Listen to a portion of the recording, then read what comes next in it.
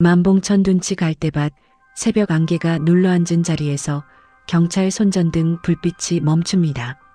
물에 젖어 뒤틀린 옷자락, 흙에 파묻힌 반지 하나. 그리고 서윤이 지나간 동선이 끊긴 지점은 공교롭게도 가로등이 꺼진 제 방 초입과 겹칩니다. 며칠 뒤부터는 더 이상한 패턴이 시작됩니다. 특정 시간대마다 반복되는 공중전화 사용 흔적, 같은 자리에서 잠깐 멈췄다 사라지는 검은 승용차, 그리고 누군가가 수사 흐름을 정확히 건드리듯 남기는 짧은 단서들. 이 사건은 강가에서 끝난 게 아니라 강가로 옮겨진 것일지도 모릅니다. 이제 새벽 4시 50분으로 돌아가 보겠습니다. 오늘도 어떤 진실과 마주하게 될지 모르지만 구독자 여러분의 하루만큼은 무사하고 평온하시길 바랍니다. 2000년 4월 18일 새벽 4시 50분 나주 외곽소형병원의 야간 근무가 끝났습니다. 간호사 서윤은 교대 인수인계 노트에 마지막 체온 기록을 남기고 로커에서 가방을 꺼냈습니다. 수간호사가 복도 끝에서 서윤을 불렀습니다. 오늘도 제 방길로 가? 서윤이 고개를 끄덕이며 대답했습니다. 네, 그게 제일 빨라요. 수간호사는 잠깐 망설이다가 말을 이었습니다. 요새 그쪽 가로등이 또 나갔다던데 조심해서 가. 서윤은 괜찮다는 듯 손을 흔들고 후문 쪽으로 걸어갔습니다. 병원 후문은 직원 전용 출입구였고 열쇠는 당직 경비가 관리했습니다. 서윤이 후문을 열고 나가자 경비 아르바이트생 태호가 고개를 들었습니다. 벌써 끝나셨어요? 응, 오늘은 일찍 끝났어. 태호는 순찰 도장을 찍던 손을 멈추고 서윤을 바라봤습니다. 조심히 들어가세요. 서윤은 짧게 인사하고 후문을 나섰습니다. 병원에서 자취방까지는 걸어서 25분 정도 걸렸습니다. 큰 길을 돌아가면 40분이 넘었지만 만봉천 제방길을 지나면 시간을 절반으로 줄일 수 있었습니다. 서윤은 후문을 나와 골목을 빠져나가 정류장 앞을 지났습니다. 새벽 버스는 아직 오지 않았고 정류장 벤치는 비어 있었습니다. 서윤은 정류장을 지나 제방 초입으로 향했습니다. 제방길 입구에는 가로등이 서 있었지만 그 너머로는 불빛이 끊겼습니다. 서윤은 익숙한 듯 어둠 속으로 걸어 들어갔습니다. 제방길 양쪽으로는 갈대밭이 펼쳐져 있었고 바람이 불 때마다 갈대가 흔들렸습니다. 서윤의 발소리가 흙길을 밟으며 작게 울렸습니다. 그날 새벽 서윤은 자취방에 도착하지 못했습니다. 4월 19일 오후 2시 병원 간호사실에 전화벨이 울렸습니다. 수간호사가 수화기를 들었습니다. 여보세요? 전화 너머로 서윤 어머니의 목소리가 들렸습니다. 윤이 거기 있어요? 어젯밤부터 연락이 안 돼서요.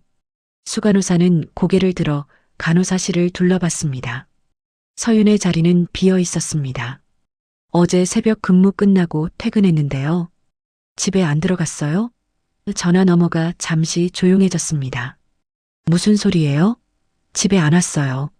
수간호사는 교대 인수인계 노트를 펼쳤습니다. 마지막 기록 시각은 새벽 4시 47분이었습니다.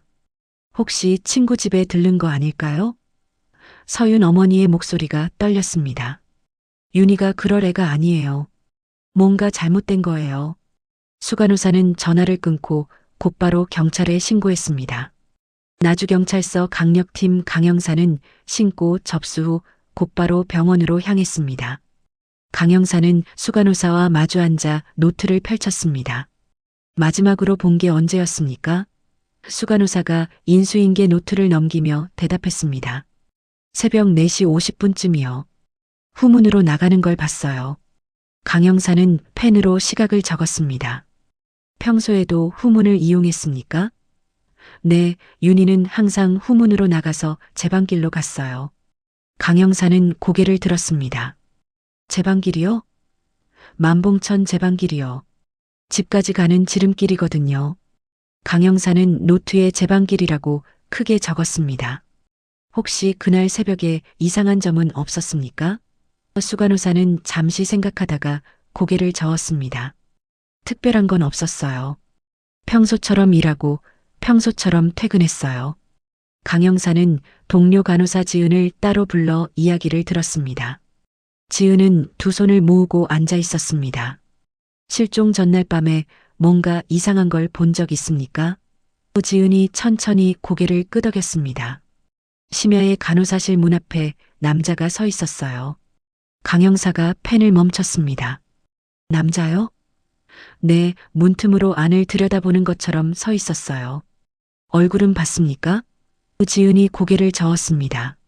멀리서 봐서 잘 모르겠어요. 그냥 보호자인 줄 알았어요. 강 형사는 메모를 마저 적고 노트를 덮었습니다. 혹시 생각나는 거 있으면 바로 연락 주십시오. 강 형사는 병원 후문으로 나가 주변을 살폈습니다. 후문 앞 골목은 좁았고 가로등은 성기게 서 있었습니다. 강 형사는 경비실로 들어가 태호를 만났습니다. 태호는 순찰 도장을 정리하며 강 형사를 맞았습니다. 그날 새벽에 이상한 거 못 봤습니까? 태호가 잠시 망설이다가 대답했습니다. 저는 순찰 돌고 있어서 잘 모르겠어요. 강 형사는 순찰 기록지를 넘겨봤습니다. 새벽 4시 50분쯤에 어디 있었습니까? 경비실에 있었던 것 같은데요. 강 형사는 태호의 눈을 가만히 바라봤습니다. 혹시 정차한 차량 같은 거 본 적 없습니까? 태호는 고개를 저었습니다. 기억이 안 나요. 강 형사는 더 묻지 않고 경비실을 나왔습니다. 강 형사는 제 방 초입까지 걸어가 봤습니다. 정류장을 지나 제 방길로 들어서자 가로등이 끊겼습니다. 어둠 속에서 갈대가 바람에 흔들렸습니다. 강 형사는 휴대전화를 꺼내 손전등을 켰습니다. 흙길 위에는 발자국이 여러 개 섞여 있었지만 특정할 수 없었습니다. 강 형사는 천천히 제 방길을 따라 걸었습니다. 500m쯤 걸어가자 하류 쪽 둔치가 보였습니다. 강 형사는 그 자리에 서서 주변을 둘러봤습니다. 갈대밭은 사람 키보다 높았고 어둠 속에서 무엇이든 숨을 수 있었습니다. 강 형사는 노트를 펼쳐 지도를 그리기 시작했습니다. 병원 후문, 정류장, 제방 초입, 가로등 끊기는 지점, 하류둔치. 강 형사는 각 지점을 선으로 이었습니다. 서윤의 동선은 그렇게 지도 위에 고정됐습니다. 4월 21일 오전 7시 만봉천 하류둔치에서 낚시를 하던 남성이 갈대밭 사이로 무언가를 발견했습니다. 남성은 휴대전화를 꺼내 112에 신고했습니다. 여기 만봉천 둔치인데요. 갈대밭에 사람이 쓰러져 있는 것 같아요.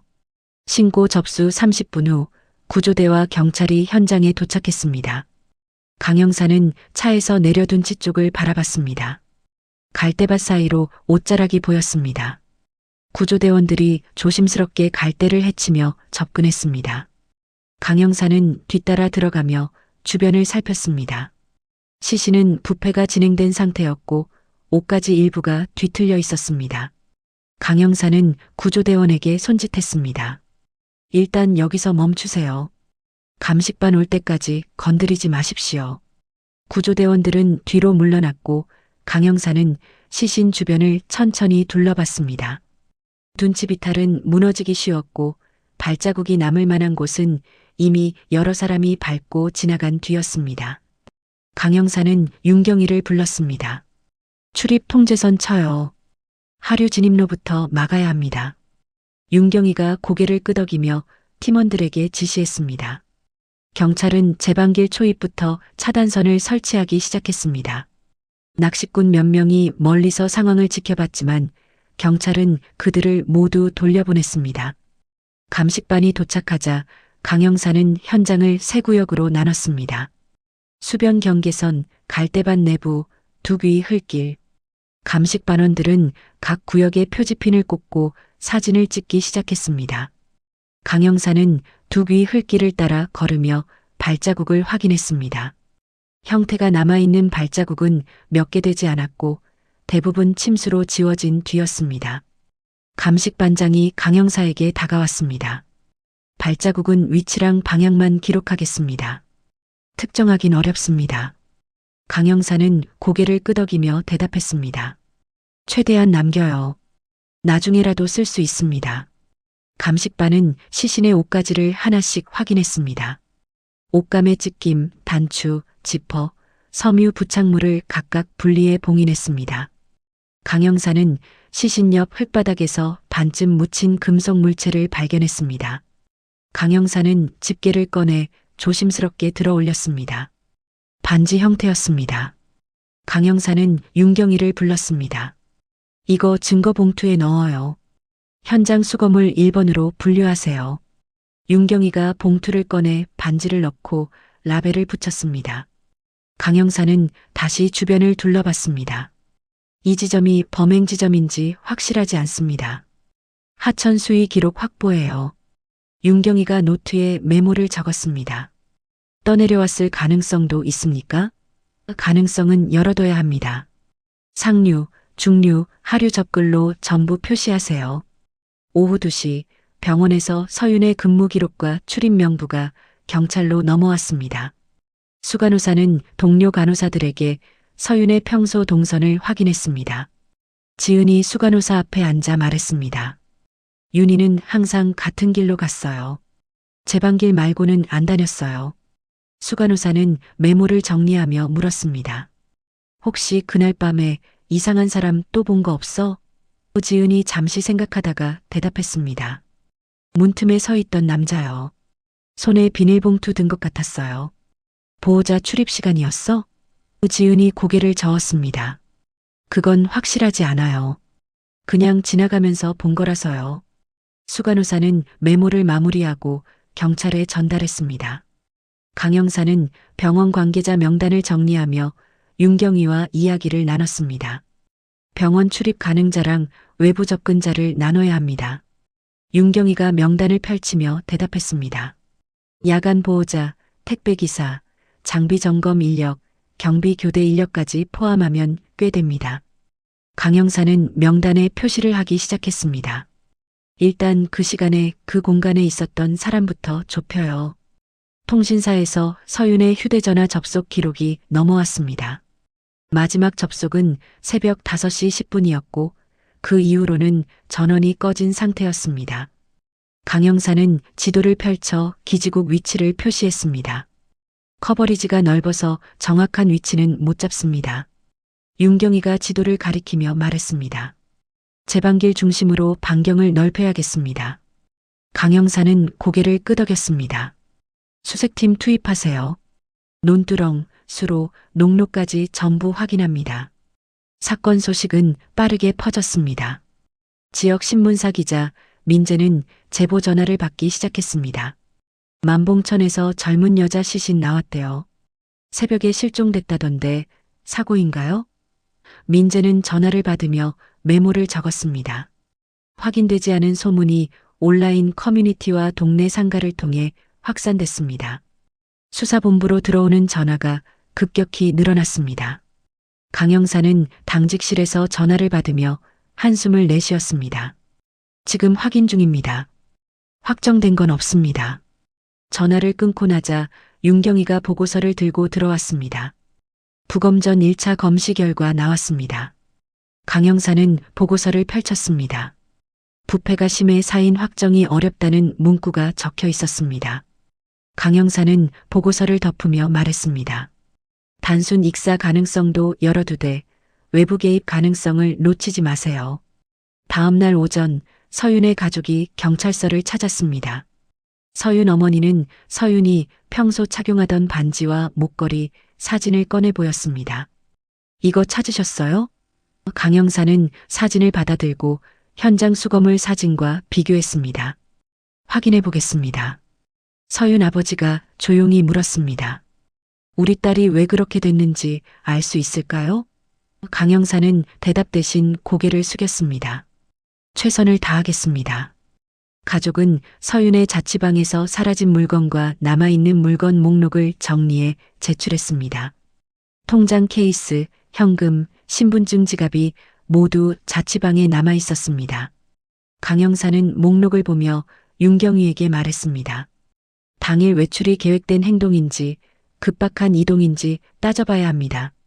그날 저녁 제방길 초입에서 차량이 정차해 있었다는 신고가 뒤늦게 접수됐습니다. 신고자는 새벽에 신문 배달을 하던 배달원이었습니다. 강 형사는 배달원을 불러 조사했습니다. 차종은 기억나십니까? 배달원이 고개를 끄덕였습니다. 검은색 승용차였어요. 정확한 차종은 모르겠지만요. 정차 위치는 어디였습니까? 제 방 초입 바로 앞이요. 불 끄고 서 있었어요. 강 형사는 지도에 위치를 표시했습니다. 시간대는요? 새벽 5시쯤이었던 것 같아요. 강 형사는 배달원의 진술을 기록하고 주변 파출소 순찰일지를 요청했습니다. 윤경희는 국도 공사 현장의 야간 작업 여부와 인근 상가 영업 종료 시간을 확인하기 시작했습니다. 수사팀은 정차 차량이 병원 후문과 제방 사이 골목으로 접근했을 가능성을 검토했습니다. 강 형사는 윤경희와 함께 야간에 그 구간을 직접 걸어봤습니다. 골목은 좁았고 가로등은 성기게 서 있었습니다. 강 형사는 골목 중간에 멈춰 섰습니다. 여기서 소리 지르면 밖에서 들립니까? 윤경희가 주변을 둘러보며 대답했습니다. 잘 모르겠습니다. 시험해 볼까요? 강 형사는 고개를 저었습니다. 일단 기록만 남기세요. 차량이 잠깐 숨을 수 있는 공간이 있는지 체크하고요. 두 사람은 골목을 따라 제방 초입까지 걸었습니다. 어둠 속에서 갈대가 바람에 흔들렸습니다. 사건 발생 6일째 수사본부 당직실에 전화가 걸려왔습니다. 당직 경찰이 수화기를 들었습니다. 여보세요, 나주경찰서입니다. 전화 너머에서 남성의 목소리가 들렸습니다. 그날 강가가 아니라 다른 곳에서 시작됐어요. 당직 경찰이 녹음 버튼을 눌렀습니다.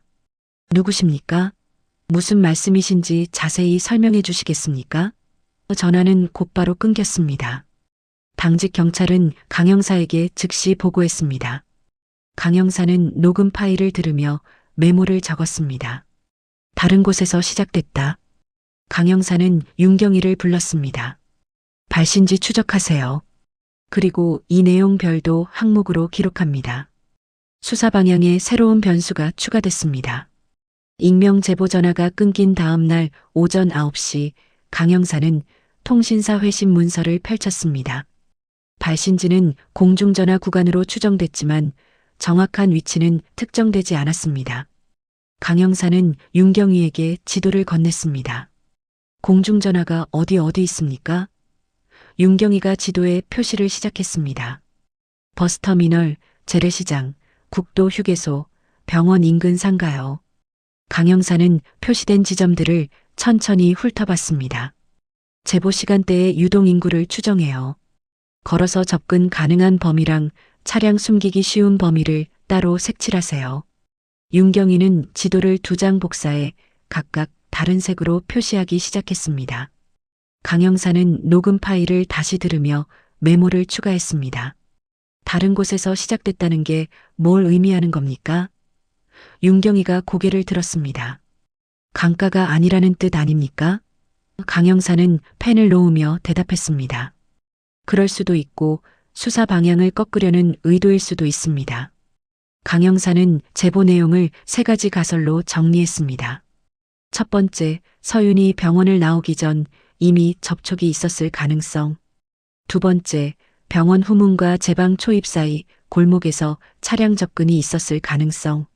세 번째, 제방 직전 정류장 주변에서 자연스러운 접근이 이뤄졌을 가능성. 윤경희는 가설마다 필요한 자료를 메모했습니다. 병원 후문 열쇠 관리 대장, 야간 출입 기록, 경비실 순찰 기록 다시 확인해야겠습니다. 강 형사는 고개를 끄덕였습니다. 후문 구역이 다시 핵심입니다. CCTV 사각지대니까요. 윤경희가 노트에 적으며 물었습니다. 경비 아르바이트생 태호 다시 부를까요? 부르세요. 그날 새벽 후문 주변에서 본 차량, 사람, 이상 소음 전부 시간대별로 재확인합니다.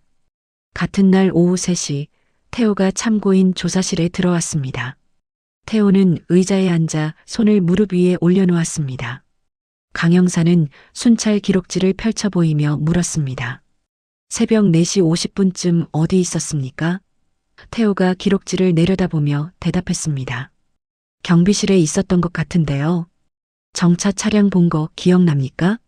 태호는 잠시 망설이다가 고개를 끄덕였습니다. 봤어요. 그런데 병원 관련자인 줄 알았어요. 강영사는 펜을 멈추고 태호를 바라봤습니다. 왜 그렇게 생각했습니까? 태호가 시선을 내리며 대답했습니다. 그냥요. 후문 쪽에 차가 가끔 서거든요. 강영사는 더 묻지 않고 메모를 적었습니다. 윤경이가 옆에서 질문을 이어갔습니다. 차종은 기억납니까? 어두워서 잘 모르겠어요. 불은 켜져 있었습니까? 태호가 고개를 저었습니다. 꺼져 있었어요. 강영사는 조사를 마치고 태호를 돌려보냈습니다. 수사팀은 신문 배달원의 신고를 바탕으로 정차 차량의 위치를 재구성했습니다. 윤경이는 제방 초입으로 나가 도로 공사 구간의 임시 조명 위치를 확인했습니다. 공사 구간 갓길은 좁았지만 차량 한 대가 잠시 대기할 수 있는 폭이었습니다. 윤경이는 줄자를 꺼내 갓길 폭을 쟀습니다. 2m 정도 됩니다. 함께 나온 팀원이 주변을 둘러보며 말했습니다. 여기 서 있으면 제 방 쪽 보입니까? 윤경이가 고개를 돌려 제 방을 바라봤습니다. 보입니다. 사람이 지나가면 다 보여요. 두 사람은 측량 결과를 사진과 함께 기록했습니다. 강영사는 국도 통행 차량 중 비슷한 차종의 이동 흔적을 확인하려 했지만 쉽지 않았습니다. 요금소, 주유소, 숙박업소 대부분이 현금 거래 위주였고 기록은 부실했습니다. 강영사는 윤경위에게 말했습니다.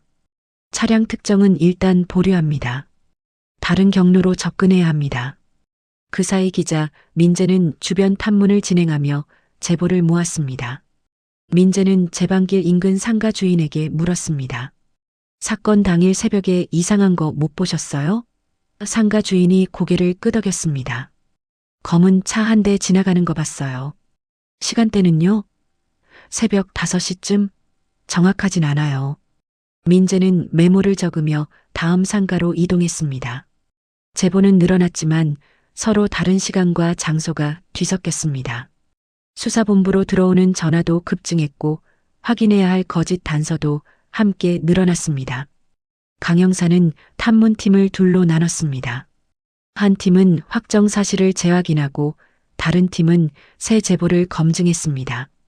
윤경이가 팀 배치를 마치고 돌아왔습니다. 제보 장소에 출동하기 전 기존 동선 지도와 맞물리는지 먼저 검토하겠습니다. 강영사는 고개를 끄덕이며 대답했습니다. 수사가 흐트러지면 안 됩니다. 절차를 지키세요. 이틀 뒤 통신사에서 서윤의 금융거래 내역이 넘어왔습니다. 강영사는 내역을 펼쳐 실종 전후 거래를 확인했습니다. 새벽 5시 15분 현금 인출 시도가 있었지만 인증 단계에서 중단됐습니다. 강영사는 윤경이를 불렀습니다. 인출 시도 위치 확인하세요. 윤경이가 지도에 표시하며 대답했습니다. 기지국 커버리지 범위와 완전히 겹치지 않습니다. 강영사는 지도를 가만히 바라봤습니다. 카드 사용, 전화 기록, 목격담을 하나의 시간표로 만들어요. 윤경이가 노트를 펼쳤습니다. 서윤이 어느 지점에서 행동 주도권을 잃었는지 찾아야겠습니다. 강영사는 조용히 대답했습니다. 그게 이 사건의 핵심입니다. 현장에서 수거한 반지 형태 물체는 감정 단계로 넘어갔습니다. 강영사는 감정 의뢰서의 피해자 소지품 확정이 아닌 현장 금속 소지품으로 표기했습니다. 윤경이가 의뢰서를 보며 물었습니다. 확정으로 안 하십니까? 강영사는 서류를 덮으며 대답했습니다. 결과가 엇갈려도 수사 논리가 무너지지 않게 만들어야 합니다. 그날 밤 10시 당직실로 두 번째 익명 전화가 걸려왔습니다. 당직 경찰이 수화기를 들고 녹음 버튼을 눌렀습니다. 전화 너머로 첫 제보와 비슷한 남성 목소리가 들렸습니다. 한 명이 아니라 둘 이상이 움직였을 수 있어요. 당직 경찰이 서둘러 물었습니다. 누구십니까? 더 자세히 말씀해 주십시오. 전화는 짧게 끊겼습니다. 강영사는 녹음 파일을 들으며 윤경이와 마주 앉았습니다. 제보자가 수사 진행을 따라붙고 있습니다. 윤경이가 메모를 적으며 대답했습니다. 단순 목격자가 아니라는 뜻입니까? 강 형사는 고개를 끄덕였습니다. 사건에 가까운 위치에 있는 인물입니다. 강 형사는 수사 방향을 다시 조정했습니다. 제방 하류 중심이던 수색을 상류와 병원 후문 사이 사각지대로 돌렸습니다. 윤경이가 지도를 펼치며 물었습니다. 상류 쪽부터 압수 들어갑니까? 강 형사는 지도에 표시를 하며 대답했습니다. 확인 작업부터 시작합니다. 제보를 따라가는 게 아니라 우리가 선택한 방향이어야 합니다. 수사본부는 다음 단계를 준비하기 시작했습니다. 다음 날 아침 8시 강 형사는 수사본부 회의실에 지도를 펼쳤습니다. 기존 동선 축 위에 빨간 펜으로 새로운 선을 그었습니다. 병원 후문에서 정류장, 제방 초입으로 이어지던 선 옆에 상류 방향을 가리키는 화살표가 추가됐습니다. 윤경이가 지도를 내려다보며 물었습니다. 상류 구간을 전부 수색합니까? 강 형사는 고개를 저었습니다. 차량이 들어왔다 빠질 수 있는 곳부터 추립니다. 농로, 굴다리, 폐자재 야적장, 소규모 창고요. 윤경이는 지도에 후보 지점을 표시하기 시작했습니다. 강 형사는 체크 항목을 정리했습니다. 접근로, 폭, 가로등, 유무, 새벽 통행량, 도주로 존재 여부를 전부 기록하세요. 윤경이가 메모를 마치고 고개를 들었습니다. 우선순위는 어떻게 정합니까? 강 형사는 지도를 가리키며 대답했습니다. 병원 후문에서 가까운 순서대로 갑니다. 같은 시각 감식팀은 현장에서 수거한 신발 깔창의 흙 성분 분석 결과를 올렸습니다. 강 형사는 보고서를 펼쳐 읽었습니다. 하류 둔치 충적 토와는 성격이 다르고 상류권 토질과 유사하다. 윤경이가 보고서를 넘겨보며 말했습니다. 상류 전환 근거로 쓸 수 있겠습니다. 강 형사는 보고서를 덮으며 대답했습니다. 특정 지점 단정은 안 됩니다. 상류권 압축 근거로만 씁니다. 강 형사는 반지 형태 증거물 파일도 함께 확인했습니다. 아직 피해자 소지품으로 확정되지 않았고 발견 방식이 자연 낙하인지 의도적 투기인지도 불분명했습니다. 강 형사는 윤경위에게 지시했습니다. 발견 지점 주변 숲을 높이랑 침수 경계 다시 측정하세요. 오후 2시 윤경이가 포함된 답사팀은 상류 후보지를 돌기 시작했습니다. 첫 번째 후보지는 농로 끝 야적장이었습니다. 윤경이는 바닥을 살피며 사진을 찍었습니다. 타이어 흔적 남기 쉬운 구간입니다. 팀원이 주변을 둘러보며 말했습니다. 여기는 시야가 트여 있어서 숨기 어렵겠습니다. 윤경이는 고개를 끄덕이며 다음 지점으로 이동했습니다. 두 번째 후보지는 폐자재가 쌓인 창고 옆 굴다리였습니다. 굴다리는 좁았고 위로는 국도와 연결되는 샛길이 있었습니다. 윤경이는 굴다리 안쪽으로 들어가 주변을 살폈습니다. 차량이 후진으로 숨었다 빠질 수 있는 구조입니다. 팀원이 샛길 쪽을 가리키며 말했습니다. 저쪽으로 우회하면 국도로 바로 나갑니다. 윤경이는 좌표를 메모하고 사진을 찍었습니다. 야간에 상주 인구가 없고 소음 민원도 안 들어올 조건입니다. 답사팀은 굴다리 주변 상점과 농가를 찾아다니며 탐문을 시작했습니다. 한 농가 주인이 대문을 열고 나왔습니다. 윤경이가 신분증을 보이며 물었습니다. 사건 당일 새벽에 외지 차량 본 적 있으십니까? 농가 주인이 고개를 끄덕였습니다. 그때쯤 차 한 대 들어왔어요. 공사 차량인 줄 알았어요. 시간대는 기억나십니까? 새벽 5시? 6시? 정확하진 않아요. 윤경이는 메모를 적으며 다시 물었습니다. 차에서 내린 사람은 봤습니까? 농가 주인이 잠시 생각하다가 대답했습니다. 담배 피우는 사람들 본 것 같아요. 공사 인부처럼 보였어요. 윤경이는 증언을 기록하고 날짜를 확인했습니다. 혹시 그날이 특별한 날이었습니까? 기념일이나 날씨 같은 거요. 농가 주인이 고개를 저었습니다. 잘 모르겠어요. 그냥 평범한 날이었어요.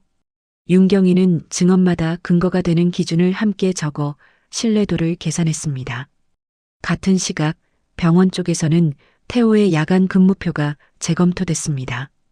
강영사는 근무표를 펼쳐 사건 당일 기록을 확인했습니다. 순찰 도장 시간이 유독 비어 있었습니다. 강영사는 윤경희에게 전화를 걸었습니다. 태호 다시 불러야겠습니다. 근무표에 공백이 있습니다. 윤경희가 전화 너머로 대답했습니다. 두 번째 조사 일정 잡겠습니다. 강영사는 전화를 끊고 태호의 주변 진술을 다시 확인했습니다. 사건 직후 태호가 돈을 썼다는 이야기가 있었지만 대부분 현금 거래였고 영수증은 남지 않았습니다. 강영사는 메모에 돈의 출처를 적고 별표를 쳤습니다. 기자 민재는 상류 수사 확대 조짐을 감지했습니다.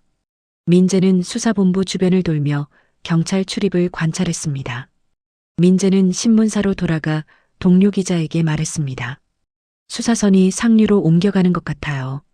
동료 기자가 컴퓨터 화면을 보며 대답했습니다. 기사 쓸 겁니까?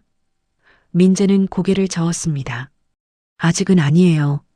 확인되면 그때 쓰겠습니다. 강영사는 민재의 움직임을 예상하고 있었습니다. 강영사는 내부 브리핑 문서에 하류보강 수색이라고 적었지만 실제 인력은 상류 후보지에 더 많이 배치했습니다. 며칠 뒤 수사본부 당직실로 세 번째 익명 전화가 걸려왔습니다. 당직 경찰이 수화기를 들고 녹음을 시작했습니다. 전화 너머로 익숙한 남성 목소리가 들렸습니다. 상류 쪽을 보세요. 당직 경찰이 서둘러 물었습니다. 어디를 말씀하시는 겁니까? 전화는 짧게 끊겼습니다. 강영사는 녹음 파일을 들으며 윤경희를 불렀습니다. 제보자가 수사 진행을 추적하고 있습니다. 윤경희가 메모를 보며 대답했습니다. 공중전화 주변 순찰 강화해야겠습니다. 강영사는 고개를 끄덕이며 지도를 펼쳤습니다.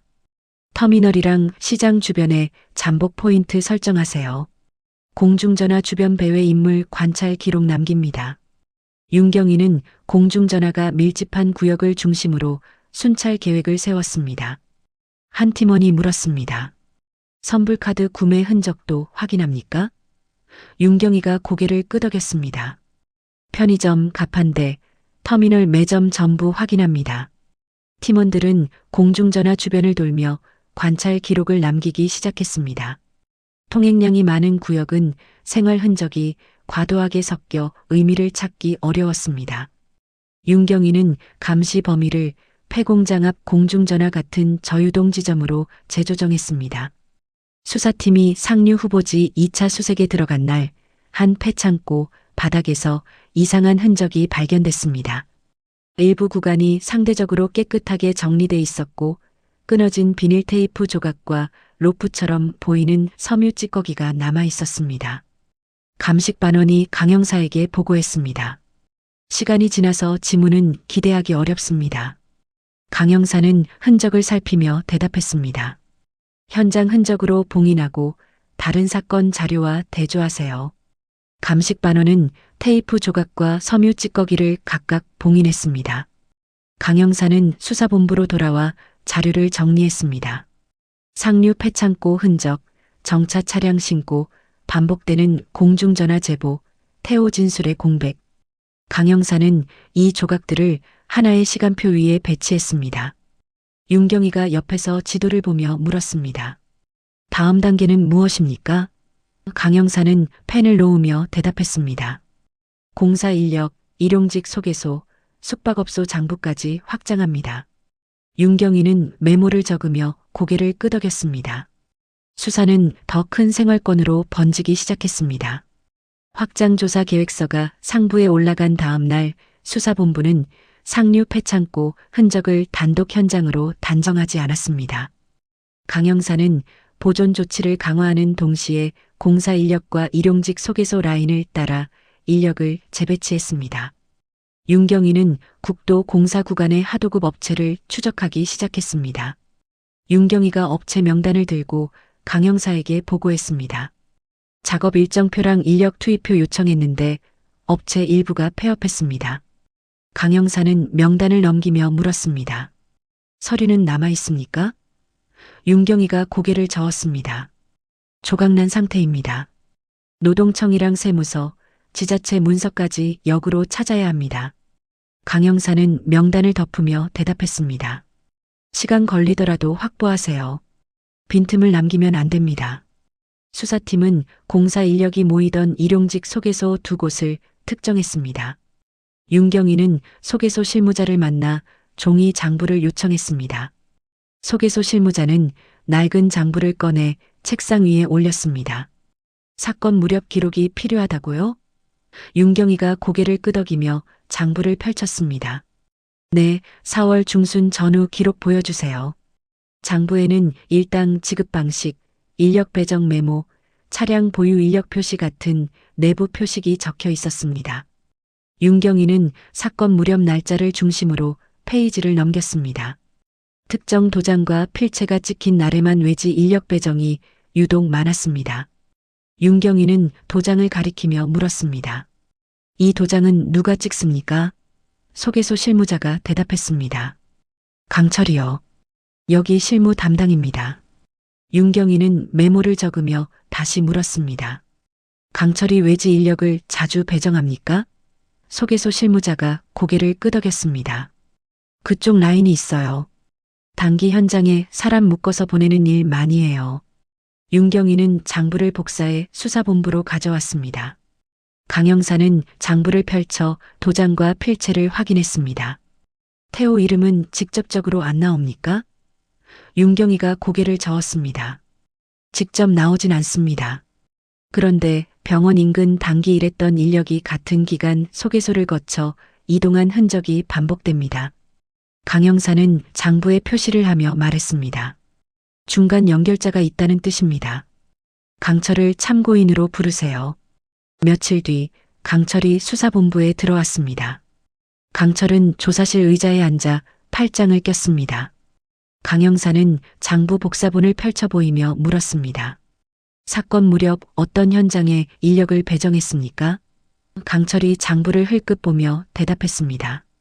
여러 곳이요. 정확히 기억 안 납니다.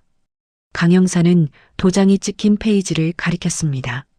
이 도장은 당신 겁니까? 강철이 고개를 끄덕였습니다. 제 겁니다. 이 날짜에 외지 인력이 유독 많이 배정됐는데 이유가 있습니까? 강철은 팔짱을 풀며 대답했습니다. 공사 일정이 몰렸으니까 그랬겠죠. 강 형사는 다른 페이지를 펼쳤습니다. 여기 페이지 일부가 뜯겨 있는데 왜 그렇습니까? 강철이 잠시 말을 멈췄습니다. 오래된 장부라 그럴 수 있어요. 강 형사는 더 묻지 않고 메모를 적었습니다. 차량 제공 여부도 기록에 남습니까? 강철이 고개를 끄덕였습니다. 차 있는 사람은 따로 표시합니다. 강 형사는 장부를 덮으며 말했습니다. 필요하면 다시 부르겠습니다. 강철이 나간 뒤 감식팀은 장부에 찍힌 경계면을 분석했습니다. 종이 섬유결을 확인한 결과 의도적으로 뜯어낸 흔적이 보였습니다. 강 형사는 감식 보고서를 받아들고 윤경희에게 말했습니다. 강철이 뭔가 숨기고 있습니다. 같은 시각 다른 팀은 상류 후보지 주변 숙박업소를 확인했습니다. 숙박업소 장부에는 투숙객 이름이 가명으로 적힌 날들이 있었고 대부분 현금 결제로 처리됐습니다. 한 팀원이 숙박업소 주인에게 물었습니다. 이 날짜에 투숙한 사람들 기억나십니까? 숙박업소 주인이 장부를 보며 대답했습니다. 현금 내고 간 사람들이에요. 얼굴은 잘 기억 안 나요. 팀원은 장부를 복사해 가져왔습니다. 윤경희는 숙박업소 장부와 소개소 장부를 나란히 놓고 대조했습니다. 가명, 패턴과 외지 배정 패턴이 겹치는 날이 있었습니다. 윤경희는 강 형사에게 보고했습니다. 같은 날짜에 두 장부 모두 이상한 기록이 있습니다. 강 형사는 장부를 보며 고개를 끄덕였습니다. 연결고리가 보입니다. 수사팀은 숙박업소 청소 직원의 기억을 확인했습니다. 한 직원이 방 청소 당시 상황을 떠올렸습니다. 담배꽁초랑 테이프 조각 같은 게 있었어요. 윤경희가 메모를 적으며 물었습니다. 테이프 조각은 어떻게 생겼습니까? 직원이 손으로 크기를 가리키며 대답했습니다. 이만큼요. 비닐 테이프 같았어요. 윤경희는 폐기물 처리 기록을 확인했습니다. 쓰레기 봉투에서 나온 테이프 잔여물을 확보해 감식팀에 넘겼습니다. 감식팀은 상류 폐창고에서 나온 테이프 조각과 숙박업소 테이프 잔여물을 비교했습니다. 폭과 재질이 유사했지만 결정적 물증으로 쓰기엔 부족했습니다. 강 형사는 감식 보고서를 보며 말했습니다. 대조 후보군을 좁히는 분류 기준으로만 씁니다. 사건 수사가 소개소와 숙박업소 라인으로 번지던 중 태호가 연락이 뜸해졌습니다. 강 형사는 태호의 동선 공백이 커진 시점이 상류 수사 확대 시점과 겹친다는 사실을 확인했습니다. 강 형사는 윤경위에게 지시했습니다. 태호를 단순 참고인이 아니라 사건 경로를 알고 있을 가능성이 있는 인물로 관리 단계 변경하세요. 윤경위가 메모를 적으며 대답했습니다. 자취방 확인해 보겠습니다. 수사팀은 태호의 자취방을 확인했습니다. 옷가지가 급히 챙겨진 흔적이 있었고 빈 가방이 보였습니다. 윤경위가 방안을 살피며 팀원에게 말했습니다. 휴대전화 기기 교체 이력 확인하세요. 팀원이 통신사 자료를 확인하고 보고했습니다. 최근 기기 교체했고 선불카드 구매 흔적 있습니다. 강 형사는 통화 명세와 구매 시점, 이동 시간대를 한 장의 시간표로 묶었습니다. 익명 제보 전화와의 상관성이 의심됐습니다. 윤경위는 공중전화 제보가 반복된 시간대에 맞춰 잠복 포인트를 다시 설정했습니다. 터미널, 시장, 폐공장 앞 공중전화 주변을 중심으로 관찰 기록을 축적했습니다. 한 팀원이 편의점에서 선불카드 구매 내역을 확인하며 물었습니다. 동일 차량이 며칠 간격으로 정차하는지도 봅니까? 윤경위가 고개를 끄덕이며 대답했습니다. 제보자의 습관을 잡아내야 합니다. 한편 상류 폐창고 주변 농로에서 새로운 제보가 들어왔습니다. 사건 무렵과 유사한 방식으로 차량이 잠깐 들어왔다 빠지는 장면을 봤다는 내용이었습니다. 수사팀은 제보를 확장하지 않고 접근로 폭, 진입 시간, 도주로 존재 여부부터 검증했습니다. 기존 후보지 체크리스트와 일치하는 부분만 기록으로 남겼습니다. 강 형사는 수사본부 회의실에서 자료를 정리했습니다. 소개소 장부에 뜯긴 페이지, 숙박업소의 가명 투숙 흔적, 태호의 잠적 조짐, 공중전화 제보의 반복성, 상류 폐창고 흔적. 강 형사는 이 5조각을 지도 위에 펼쳐놓았습니다. 윤경위가 옆에서 지도를 보며 물었습니다. 다음 단계는 무엇입니까? 강 형사는 펜을 놓으며 대답했습니다. 중간 연결자와 실행자를 분리합니다. 신병 확보 작전을 준비하세요. 수사본부는 본격적인 추적 단계로 들어갔습니다. 추적 작전을 준비하던 그 주 초 강 형사는 수사본부 화이트보드에 원칙을 적었습니다. 제보 전화는 유도 정보로만 활용, 증거물은 확정 표현 금지, 신병 확보는 객관 자료 축적 후. 윤경위가 화이트보드를 보며 고개를 끄덕였습니다. 강 형사는 소개소, 숙박업소, 공중전화 세 축을 하나의 시간표로 묶어 팀별 임무를 재배치했습니다. 윤경위는 통신사 협조로 익명 제보가 걸려온 회선의 과금 기록을 확보했습니다. 발신지가 공중전화 구역으로 좁혀지는 시간대가 확정됐습니다. 윤경위가 강 형사에게 보고했습니다. 제보 시간대에 공중전화 주변에서 소액권이나 선불카드 구매 흔적 찾아야 합니다. 강 형사는 고개를 끄덕이며 대답했습니다. 편의점 가판대, 터미널 매점 폐기 영수증 박스 수거하세요. 날짜별로 분류합니다. 수사팀은 영수증이 남지 않는 현금 거래라는 한계를 고려했습니다. 특정 날짜에만 반복되는 선불카드 품목, 소액권 묶음, 담배 브랜드 같은 구매 패턴을 행동 습관으로 전환해 기록했습니다. 한 팀원이 편의점 폐기 박스를 뒤지며 영수증을 확인했습니다. 4월 18일, 20일, 22일에 같은 선불카드 품목 구매 내역이 반복됩니다. 윤경위가 영수증을 받아들고 제보 시간대와 대조했습니다. 공중전화 제보 시간대와 겹칩니다. 같은 시각 다른 팀은 소개소 장부와 숙박업소 장부를 겹쳐봤습니다. 강철의 도장 날짜와 가명, 투숙 날짜가 일치하는 지점이 여러 곳 확인됐습니다. 특정 방 번호에 장기 투숙이 반복되는 패턴이 보였습니다. 한 팀원이 숙박업소 청소 직원에게 물었습니다. 이 방 투숙객이 남긴 세탁물 처리 기억나십니까? 청소 직원이 고개를 끄덕이며 대답했습니다. 작업복 같은 거 있었어요. 쓰레기는 새벽에 내놨고요. 팀원은 세탁물 처리 시간과 쓰레기 배출 시간을 기록했습니다. 강 형사는 가명 투숙자의 활동 반경을 좁히기 위해 숙박업소에서 상류 폐창고까지의 경로를 산출했습니다. 최단 경로, 우회 경로, 도주 경로를 각각 지도에 그렸습니다. 강 형사는 각 경로에 공중전화가 설치된 지점과 차량 정차 가능한 공간을 표시했습니다. 윤경이가 지도를 보며 물었습니다. 제보자가 왜 그 공중전화를 선택했는지 설명 가능합니까? 강 형사는 지도를 가리키며 대답했습니다. 지형으로 설명할 수 있습니다. 수사팀은 강철을 다시 불렀습니다. 강 형사는 장부 훼손 구간과 가명 투숙 날짜를 제시했습니다. 이 날짜에 외지 인력을 누가 데려갔습니까? 강철은 팔짱을 끼며 대답했습니다. 기억나지 않습니다. 강 형사는 강철의 휴대전화 기기 변경 이력을 꺼내 보였습니다. 사건 무렵에 기기 바꿨습니까? 강철이 잠시 말을 멈췄습니다. 그때쯤 바꿨을 겁니다. 강 형사는 강철이 자주 드나든 주점 목록을 펼쳤습니다. 이 주점에서 누구 만났습니까? 강철은 고개를 저었습니다. 여러 사람 만났어요. 일 때문에요.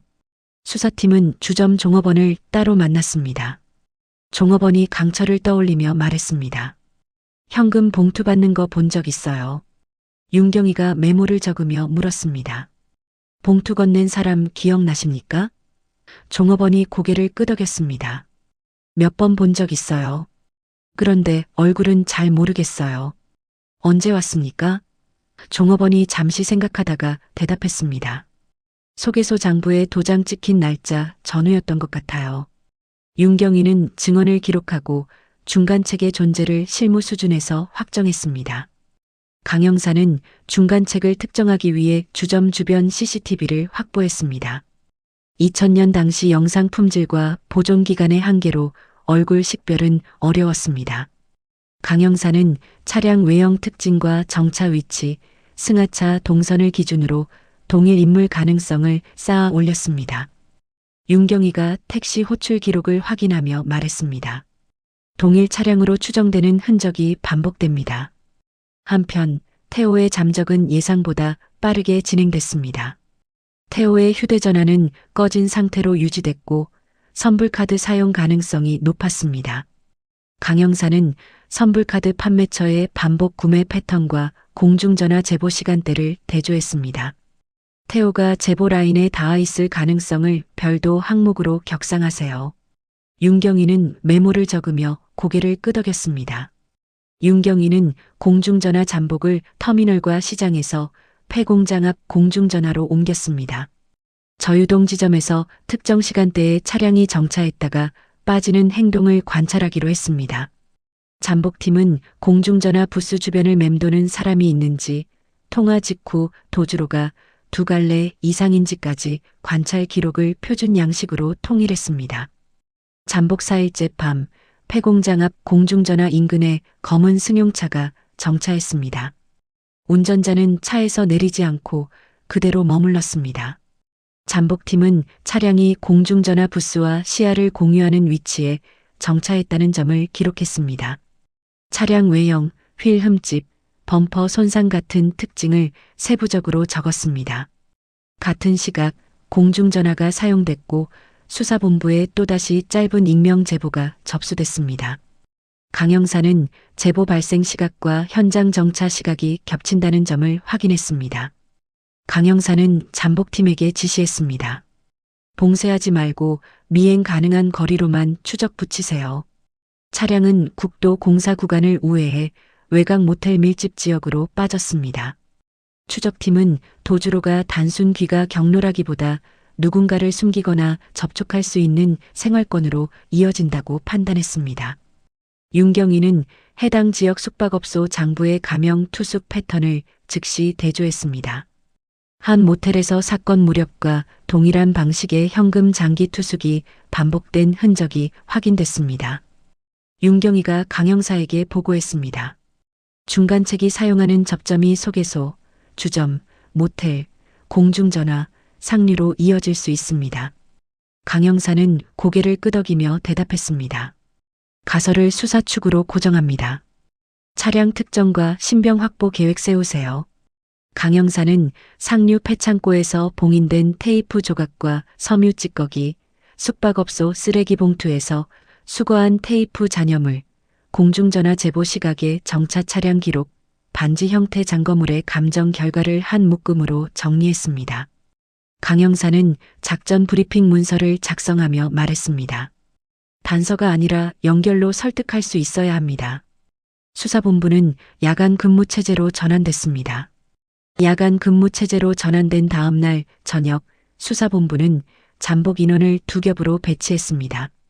1차 관찰팀은 폐공장 앞 공중전화 주변을 넓게 감시했고 2차 추적팀은 국도 방향 도주로의 차량을 분산 배치했습니다. 강 형사는 신병 확보가 감정적 확신이 아니라 절차적 정당성 위에서 이루어져야 한다고 판단했습니다. 강 형사는 내부 결재 문서를 작성했습니다. 제보 시각, 정차 차량 기록, 모텔 가명 투숙 패턴, 소개소 장부 훼손 흔적을 요약해 상부에 보고했습니다.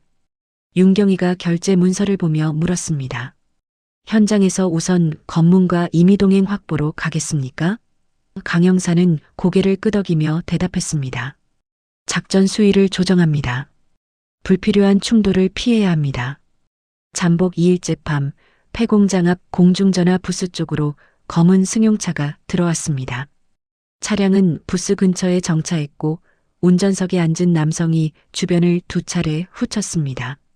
관찰팀은 카메라를 들어 남성의 움직임을 포착했습니다. 남성은 차에서 내려 공중전화 부스로 들어가 수화기를 들었습니다. 같은 시각 수사본부 당직실 전화가 울렸습니다. 당직 경찰이 수화기를 들고 녹음 버튼을 눌렀습니다. 또 한 번의 익명 제보가 접수됐습니다. 제보 내용은 짧았지만 매번 수사 흐름을 건드리는 방식이었습니다.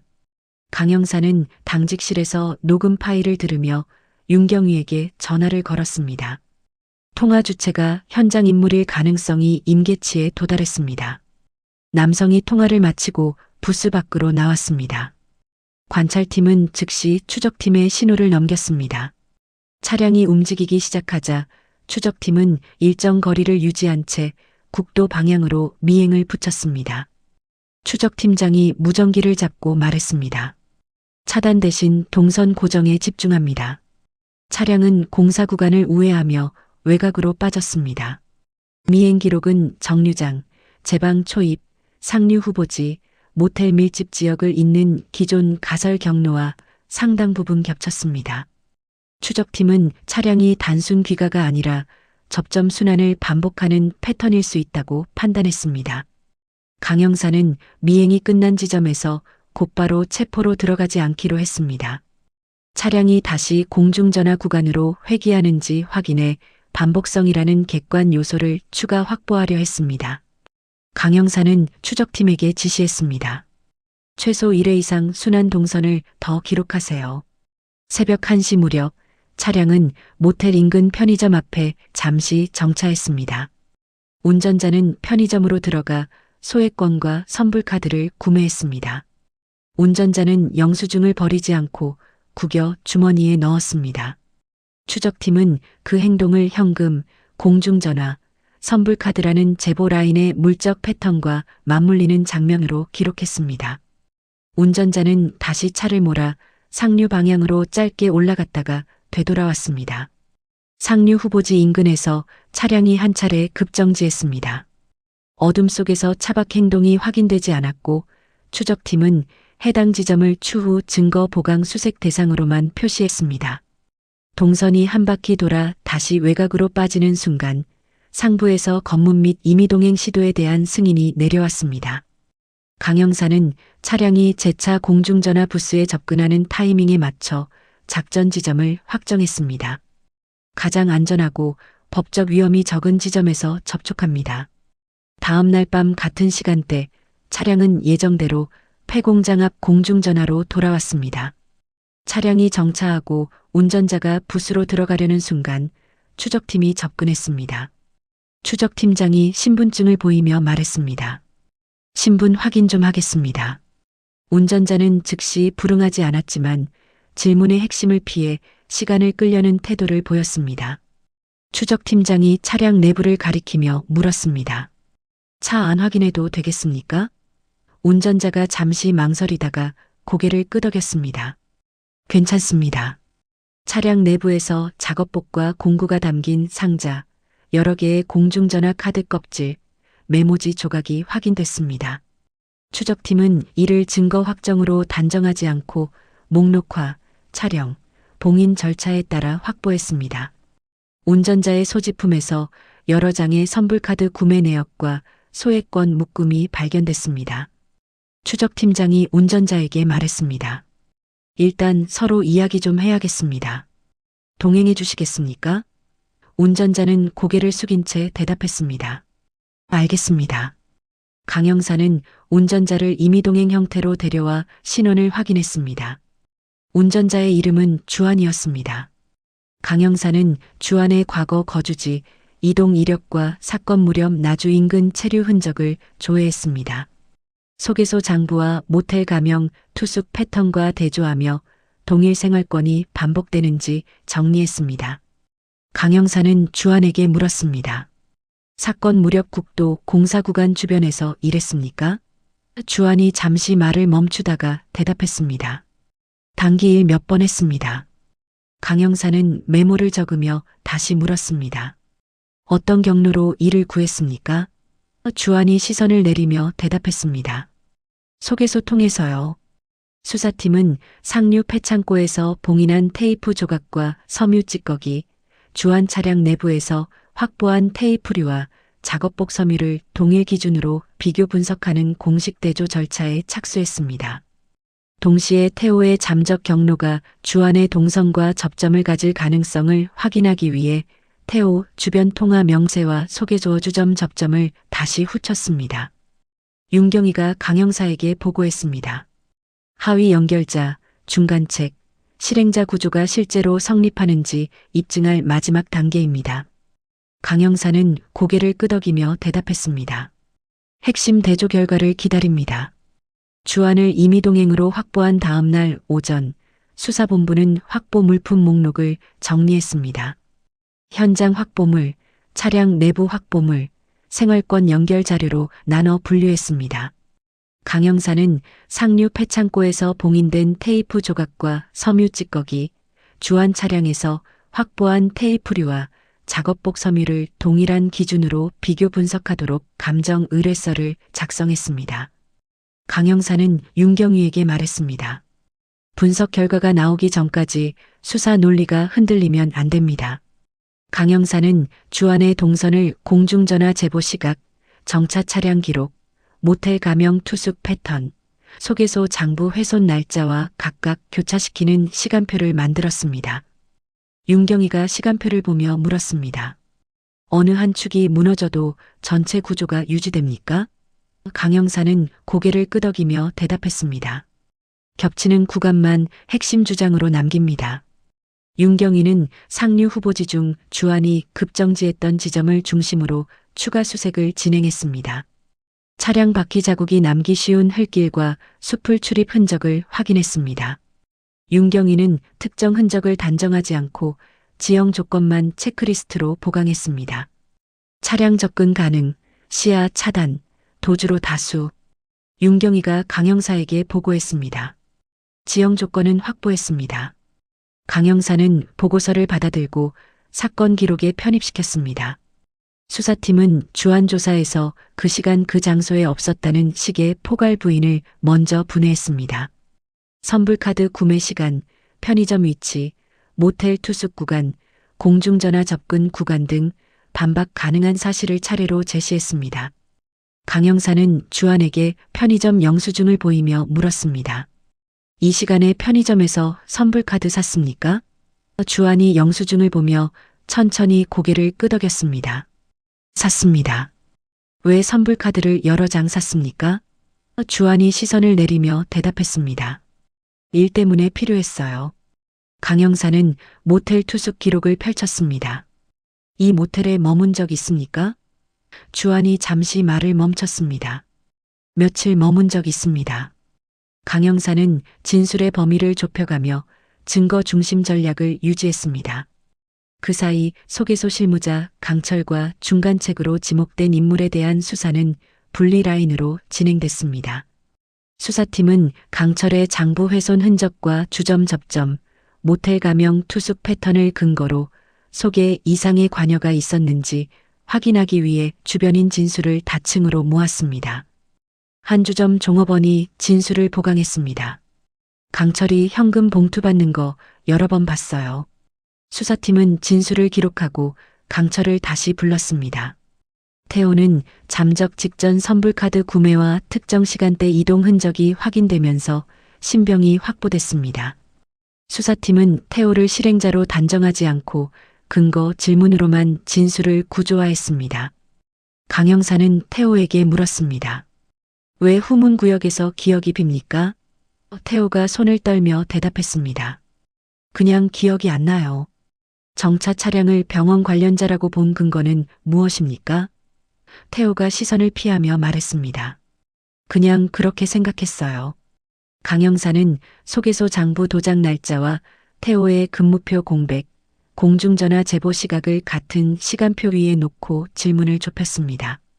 태호는 두려움과 회피로 진술이 파편화됐지만 수사팀이 질문을 좁히자 부분적인 설명을 내놓기 시작했습니다. 태호가 떨리는 목소리로 말했습니다. 저는 후문 주변에서 낯선 차량 접근을 이상하게 보지 않게 만드는 심부름만 했어요. 강 형사는 태호의 설명을 곧바로 범행 구조로 확대하지 않았습니다. 태호가 실제로 누구에게 지시를 받았는지, 지시가 구체적 행동으로 어떻게 전달됐는지, 대가가 어떤 방식으로 지급됐는지를 항목화해 검증 가능한 진술로만 기록했습니다. 감정 결과는 동일 제품 단정이 아니라 동일 계열 재질, 유사폭, 유사 접착 성분 수준의 강한 유사성을 중심으로 도착했습니다. 수사본부는 이를 단독 결정타로 쓰지 않고 상류 폐창고 흔적과 주한 생활권의 반복성을 보강하는 연결고리로 편입했습니다. 강 형사는 감정 보고서를 보며 윤경희에게 말했습니다. 법정에서 공격받을 지점을 줄입니다. 반지 형태 증거물의 감정은 피해자 소지품과 동일 모델 가능성이 높다는 결론으로 정리됐습니다. 다만 개별 흠집이나 손상은 수중 환경과 회수 과정에서 발생할 수 있다는 설명이 함께 붙었습니다. 수사팀은 반지를 확정 물증이 아니라 현장에 남겨진 피해자 관련 소지품일 가능성이 높은 단서로만 표현을 통일했습니다. 검찰 송치 단계가 다가오자 강 형사는 사건을 부검의 불명확성, 현금 거래의 기록, 공백, 초동, CCTV 사각지대라는 약점 위에서 무너지지 않게 만들기 위해 종합보고서를 완성했습니다. 공중전화 제보의 반복성과 동선순환, 소개소와 모텔과 주점 접점, 태호의 역할 진술, 상류 폐창고, 지형 조건, 정차 차량 신고를 하나의 연쇄로 엮었습니다. 윤경희가 보고서를 보며 말했습니다. 단서가 아니라 연결입니다. 강 형사는 고개를 끄덕였습니다. 기자 민재는 해결 임박이라는 표현 대신 핵심 인물 신병 확보와 연결고리 분석 중이라는 톤으로 보도를 조정했습니다. 민재는 확인된 사실과 미확인 의혹을 분리해 기사 문장 구조를 바꿨습니다. 지역사회의 여론이 특정 인물에게 과도하게 쏠려 수사가 왜곡되지 않도록 했습니다. 법정 과정에서 주한 측은 직접 증거의 부족과 부검 한계를 파고들며 반박했습니다. 수사본부는 제보 전화 시각과 현장 관찰의 겹침, 반복되는 공중전화 접근, 가명 투숙과 소개소 연결, 태호의 역할이 시간표와 일치하는 지점을 중심으로 합리적 설명이 가능한 범위를 단계적으로 좁혀갔습니다. 판결과 별개로 수사본부는 사건 이후 병원 후문 동선 변경과 CCTV 증설, 제방길 가로등, 보강, 야간 순찰 루트 조정 같은 행정 조치가 실제로 실행되도록 관계 기관과 협의했습니다. 사건이 다시 같은 방식으로 반복되지 않게 만드는 후속 작업을 치안 개선 기록으로 남겼습니다. 시간이 흐른 뒤 만봉천 둔치의 갈대밭과 상류 농로는 다시 일상 속 풍경으로 돌아갔습니다. 강 형사가 정리한 기록철에는 공중전화, 선불카드, 찢긴 장부, 가명 투숙, 정차 차량 신고라는 작은 조각들이 하나의 사건 흐름을 만들었습니다. 수사가 감정이 아니라 축적된 사실의 연결로 끝까지 밀고 나갔다는 형태로 남았습니다. 2000년 봄 만봉천 제방길에서 시작된 이 사건은 명확한 증거 하나 없이 시작됐습니다. CCTV 사각지대, 부패로 확정되지 않은 사인, 현금으로만 움직이는 흔적들. 강 형사와 수사팀은 화려한 결정타 대신 공중전화 제보의 반복성과 장부에 찢긴 페이지, 선불카드 구매 패턴과 정차 차량 신고를 끈질기게 이어붙였습니다. 작은 조각들은 결국 하나의 구조가 됐고 그 구조는 법정에서 무너지지 않았습니다. 이 사건이 남긴 건 극적인 반전이 아니라 사실을 쌓아 올리는 일이 얼마나 지난한지 그리고 그것이 왜 필요한지에 대한 기록이었습니다. 서윤의 마지막 새벽 동선은 더 이상 의문으로 남지 않았고 제방길 가로등은 다시 켜졌습니다. 구독, 좋아요 눌러주시는 분들에게 건강과 행복이 가득할 거예요. 감사합니다.